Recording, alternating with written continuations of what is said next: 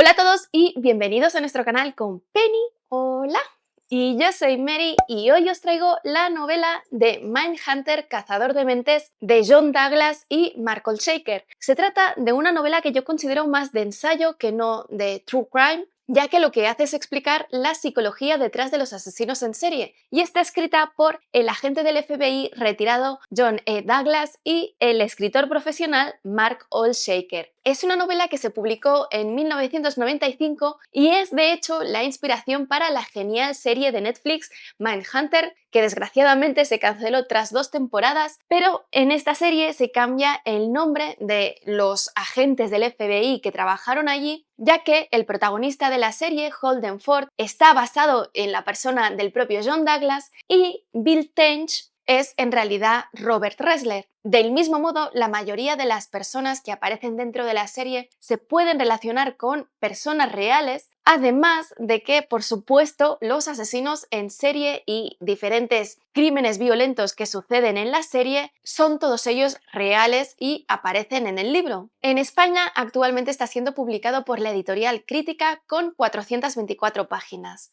Respecto a la narración, creo que primero es importante aclarar que mientras John Douglas es el protagonista del libro, puesto que es quien proporciona toda la información y al final la novela narra su trayecto dentro del FBI y de la unidad de ciencias del comportamiento que analiza el comportamiento criminal, la novela seguramente está escrita en su mayor parte por Olshaker, ya que es el escritor profesional y seguramente quien pone orden a los datos ingentes de escritos que Douglas proporciona para que esta información sea comprensible para un lector. Por ello, aunque la novela en sí está escrita en primera persona subjetiva desde el punto de vista de John Douglas, Olshaker es quien da cuerpo a la novela, aunque no aparezca como personaje, y solamente escriben de forma conjunta en primera persona del plural el prefacio que acompaña las nuevas ediciones a partir del 2015, que se titula 20 años después, donde actualizan la información que aparece en el libro y hablan conjuntamente de cómo ha cambiado el mundo desde entonces, empezando por las personas que aparecen en la novela que eran compañeros de Douglas y que han muerto desde entonces, la resolución de algunos casos que en 1995 aún no se habían resuelto, como por ejemplo la identificación y detención de una bomber, o bien la propia evolución del estudio del comportamiento criminal y de la perfilación criminal y de cómo han cambiado algunos crímenes, pero dejando claro que en realidad la base para identificar el culpable siempre es la misma, por lo que es un estudio que no caduca del todo nunca. Esta base es la de que si descubres el por qué y el cómo, vas a saber quién ha sido. La novela no es como otras del género escritas por ex agentes de la ley que cuentan algunos de los casos de su vida profesional de forma ordenada de caso a capítulo, sino que mezcla la historia personal del propio Douglas, de cómo llegó a ser agente del FBI y lo que le pasó a lo largo de estos años, con diferentes aspectos de la criminalidad y de la perfilación criminal, es decir, cada capítulo, en lugar de estar dedicado a un caso, está dedicado a un aspecto del comportamiento criminal o de la perfilación, a partir de los que Douglas desarrolla el capítulo haciendo referencia a los diferentes casos en los que ha trabajado a lo largo de su vida profesional para explicar ese aspecto en concreto, entrando más o menos a fondo en cada uno de ellos dependiendo de la importancia que hayan tenido a la hora de desarrollar la perfilación criminal o en el avance de la unidad de ciencias del comportamiento dentro del FBI o de su propia carrera.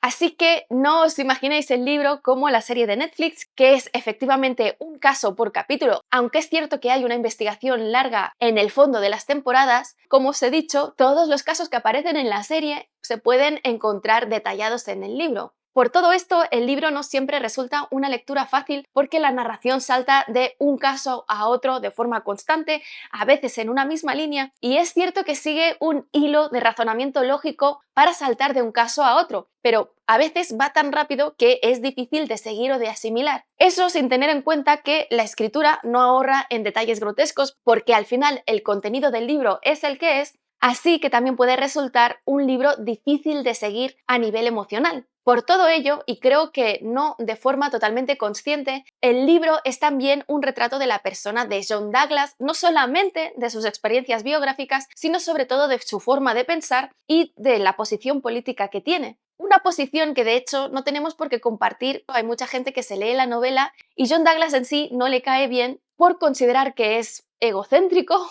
y sobre todo republicano. Y mientras algunos defectos que él tiene los reconoce, hay otras cosas que es una deducción lógica de lo que estás leyendo simplemente porque conoces a gente y sacas tus propias conclusiones. Lo que está claro es que Douglas es una persona que se vio absorbida en un momento dado por su trabajo investigando los peores crímenes que se pueden cometer en Estados Unidos, que son muchos, saturado continuamente de información, de imágenes terribles de crímenes violentos, llevando en un momento dado más de 100 casos simultáneos a la vez que estaba viajando constantemente para colaborar con la policía del lugar en investigaciones o formando a agentes de policía en todos los estados, lugares en los que no siempre era bienvenido. Al ser testigo de lo peor que tiene que ofrecer la humanidad de forma continuada, es una persona que, como es normal y creo que a todo el mundo le pasaría, no cree en la reeducación de los criminales y solamente ve el aspecto retribucionista de la justicia, por lo que su punto de vista, y que repite constantemente, es que la forma de lidiar con estos asesinos o criminales violentos es la pena de muerte lo más rápida posible sin alargar durante décadas y décadas esta ejecución. En este sentido, hay que decir, esto no aparece en el libro, sino que os lo digo yo como alguien que ha estudiado esto, las personas con las que él se enfrenta son en su mayoría psicópatas y sociópatas, algunos con otras enfermedades mentales relacionadas. Hay mucha gente que se cree que los asesinos en serie necesariamente tienen que ser también psicóticos o esquizofrénicos, y no es así. Debido a estas enfermedades, especialmente la psicopatía, la reeducación no es posible. Y es prácticamente seguro que en el momento en el que van a ser liberados, estos asesinos en serie van a volver a matar. Incluso cuando salgan convencidos de que no lo van a hacer, va a llegar un momento en que la pulsión va a ser demasiado fuerte. Por lo que el tratamiento de este tipo de criminales es muy problemático porque representando menos de un 1% de la población carcelaria, muchas veces se tiende a extender el tratamiento que necesitan ellos al resto de la población criminal. Y Douglas, al ver únicamente este tipo de criminales, extiende este tratamiento a toda la criminalidad. Asimismo, a veces da la sensación de que nunca se equivoca y que se da más crédito del que debería tener y que su intervención es necesaria para su resolución. Y es cierto que sus análisis ayudaron a capturar a muchos asesinos en serie que a veces llevaban muchos años activos,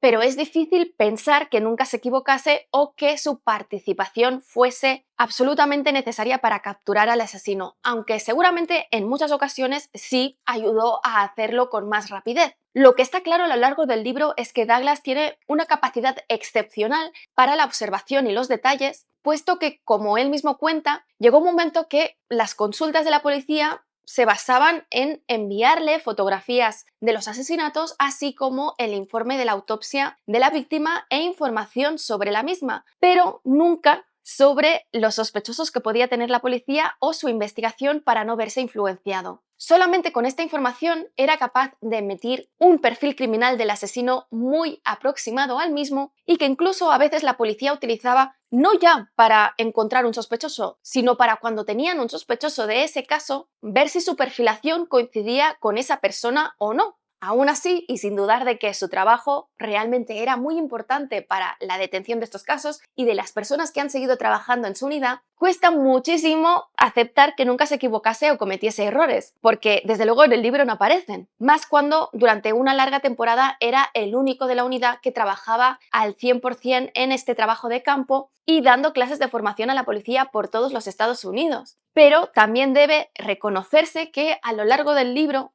se centra en sus éxitos y no hay ningún error, pero reconoce continuamente el talento y los éxitos de sus compañeros y de los agentes de la policía con los que trabaja, siendo de hecho muy cuidadoso a la hora de criticar el trabajo de otro. En un campo en el que sí claramente tiene autocrítica es en el aspecto de su vida personal, sobre todo como marido y como padre, asumiendo la culpa de su matrimonio fallido después de muchísimos años, debido a sus largas ausencias, al tener que llevar su mujer el peso de toda la familia a pesar de que también tenía un trabajo completo, y la incapacidad que tenía de llevar una relación social normal con su esposa porque no podía hablar de los casos que estaba llevando con otras personas, ya no solo por el secreto de sumario o lo que fuese, sino porque son cosas grotescas que nadie quiere escuchar. Y además tener que lidiar siempre con el terror de que a sus hijos les pase las cosas que ve cada día en el trabajo. En la introducción explica cómo, después de retirarse del FBI, esto le permitió tener una visión más extensa del mundo y de la criminalidad y, sobre todo, hacer una autocrítica de su vida personal, reconociendo que a veces suceden errores judiciales y se detiene a la persona que no es y que la policía en demasiadas ocasiones comete errores a la hora de recoger pruebas o de custodiarlas o bien de llevar a cabo una investigación. De lo que no cabe duda en ningún caso es que John Douglas realmente es uno de los mayores expertos en este tema, al que se consulta continuamente en este ámbito, tanto como perito judicial como experto para realizar películas o escribir novelas de gente que necesita informarse para que sea lo más realista posible. De hecho, una de sus primeras colaboraciones fue para escribir la serie de libros de El silencio de los corderos y el investigador principal está basado en él. Y por supuesto, el principal protagonista de la novela es su trabajo dentro de la Unidad de Ciencias del Comportamiento del FBI, una unidad que empieza con muy poca dotación económica porque inicialmente se consideraba que prácticamente lo que hacían era vudú y era completamente esotérico, que acertaban por casualidad.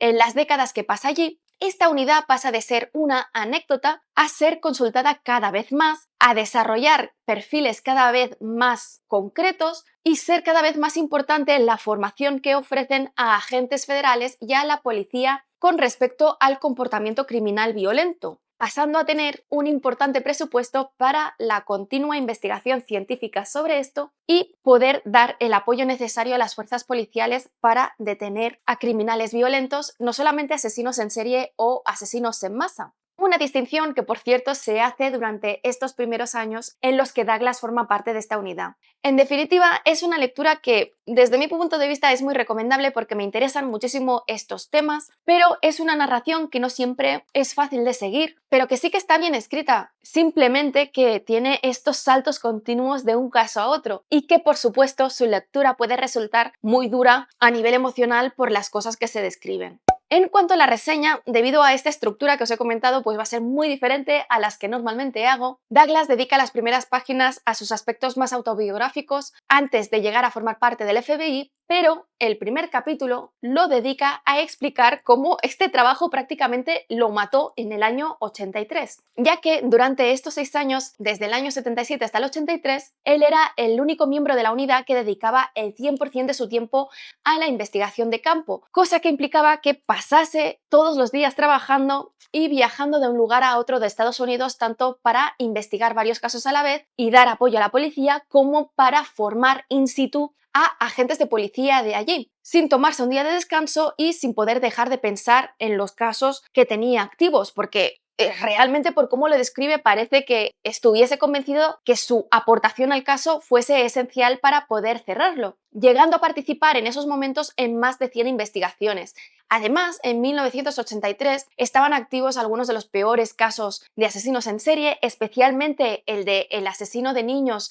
en Atlanta, al que dedica de hecho un capítulo entero, y en un momento dado en el que él se encontraba en un hotel después de llevar a cabo unas conferencias sobre el comportamiento criminal, su cerebro literalmente estalló por el nivel de estrés que llevaba y de no desconectar, provocándole unas grandes fiebres que provocaron hemorragias cerebrales que lo llevaron a un coma durante una semana, del que los médicos se pensaban que no se despertaría porque además tenía paralizado completamente un lado y tardaron muchas horas en encontrarle. Afortunadamente, porque lo que está claro es que este señor es muy testarudo, con el paso de los meses hizo una recuperación completa y su colapso, junto con la resolución de los asesinatos de Atlanta, sirvió para que el FBI ampliase la dotación económica de la Unidad de Ciencias del Comportamiento y que empezase a ampliar su plantilla y pudiese vivir más tranquilo. Después de esto, tiene un capítulo de introducción sobre los asesinos violentos y explica cómo un perfilador siempre debe posicionarse desde el punto de vista del asesino, pero sin perder de vista la posición de la víctima, porque quién es víctima es esencial para saber quién es el asesino. Y a partir de este punto se remonta a su niñez. Explica cómo, de hecho, en el colegio no era un alumno excepcional, sino más bien mediocre, pero que siempre había destacado por su capacidad para inventar historias que convencían a muchísima gente gracias a su imaginación y a su atención al detalle, algo que él describe como bullshitting y que es algo que se convertiría en esencial en su trabajo dentro del FBI como perfilador criminal. Su capacidad para los estudios, de hecho, era pésima y cuando llegó a la universidad fracasó estrepitosamente porque sacó muy malas notas, no solamente pues porque no iba a clase o estaba de fiesta, sino porque no tenía un rumbo definido en su vida. Así que se alistó a las fuerzas aéreas, pero tuvo la suerte de que en lugar de destinarlo al combate,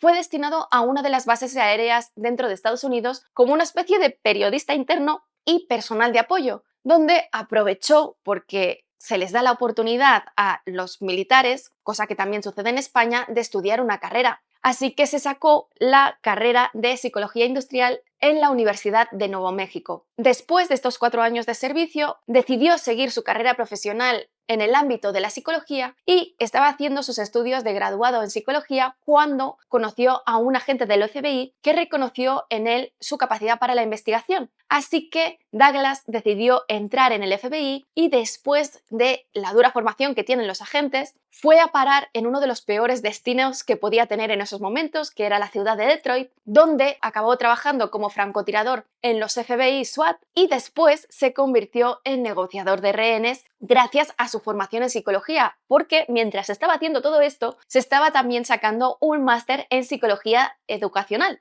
De ahí, cuando surgió un hueco, pidió que lo transfiriesen a Cuántico, a la Unidad de Ciencias del Comportamiento, en 1977, donde empezó a dar clases sobre psicología criminal aplicada en la negociación de rehenes para todo tipo de agentes federales y agentes de policía. Por supuesto, empezó a trabajar también con el resto de la unidad, especialmente con Robert Ressler, que ya llevaba allí desde hacía unos años, y con el tiempo acabaron cambiando el nombre a Unidad de Análisis del Comportamiento para quitarle el componente esotérico de la ciencia que despertaba recelos dentro de las fuerzas de la ley. En esta unidad, el equipo del que formaba parte se dedicó a llevar a cabo un análisis pormenorizado del comportamiento criminal que los llevaría a definir los términos de esta especialidad, ya que fueron ellos quienes inventaron los términos de asesino en serie, asesino en masa o asesino violento, que son cosas diferentes. Mientras sus compañeros se dedicaban principalmente a esta investigación y a las clases dentro de Cuántico, él fue quien se encargaba a tiempo completo del trabajo de campo, si bien alguno de ellos ocasionalmente le acompañaba.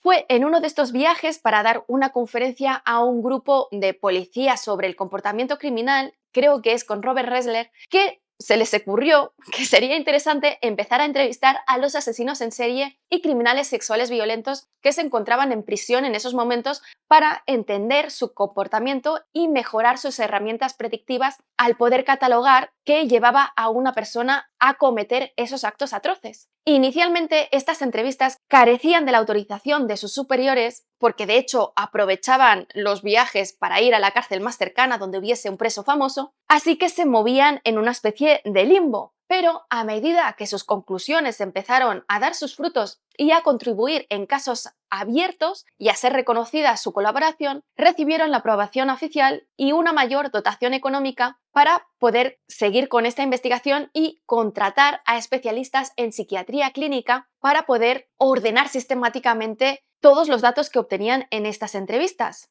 Entre los entrevistados más famosos de ese momento, que de hecho muchos de los cuales los vemos en la serie de Netflix, están Edmund Kemper, David Berkowitz o Hijo de Sam, John Wayne Gacy, Charles Manson, Ted Bundy o bien Richard Speck. Precisamente las diferencias y similitudes entre estos asesinos y los actos que han cometido los llevan a hacer las distinciones que os he comentado antes, así como la distinción entre asesinos en serie organizados y desorganizados. En este campo es también esencial el trabajo de Anne Burgess, que en la serie es el personaje de la doctora Wendy Carr, por la actriz Anna Torv, que trabajó con ellos desde el principio para sistematizar la forma en que se llevaban a cabo las entrevistas, así como la información que se obtenía de ellas y concretarlo en varios libros esenciales dentro de este ámbito, destacando, por ejemplo, el Manual para la Clasificación Criminal. Y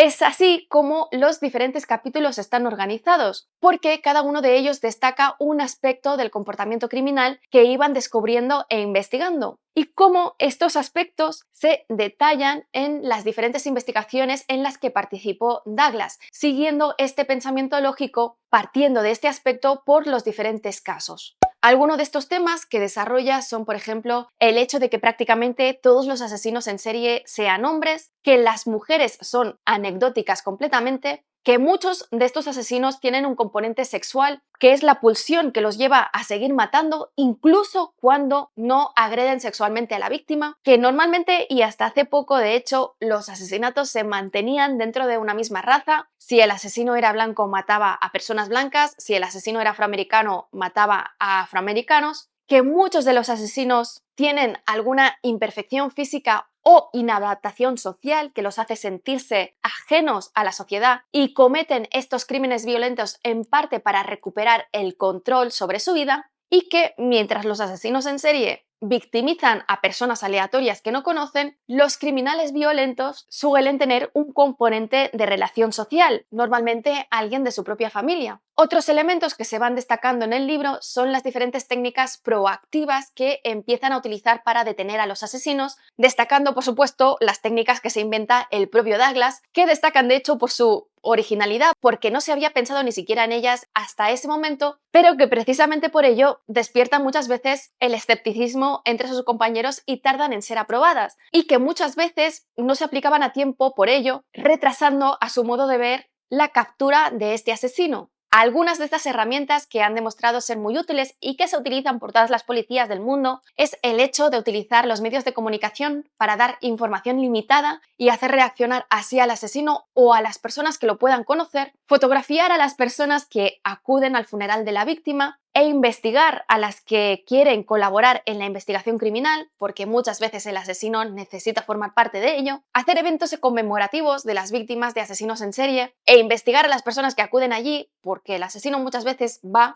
y por supuesto vigilar el lugar del asesinato cuando se conoce dónde se ha producido o el lugar donde está enterrada la víctima. Y bueno, eso es todo. Podría contaros muchas cosas más, pero creo que con esto os hacéis una idea de lo que podéis encontrar en este libro y la forma en la que está narrado, así que espero que os haya gustado. Si es así, dadle a like, dejad comentarios que ya sabéis que siempre los contesto. Si no estáis suscritos, suscribíos y sobre todo, dadle a la campanilla para que YouTube os pueda avisar de cuando cuelgo nuevos vídeos. Que lo siguiente dentro del ámbito de la literatura va a ser La batalla de Corrin de Brian Herbert y Kevin J. Anderson, Billy Summers de Stephen King y Estás ahí, Dios, soy yo, Margaret, de Judy Blume. Y en el ámbito de los cómics, el cómic de Linkal de Alejandro Jodorowsky y Moebius y el integral del Thor guionizado por Jason Aaron, El trueno en las venas. Nos vemos en el siguiente vídeo.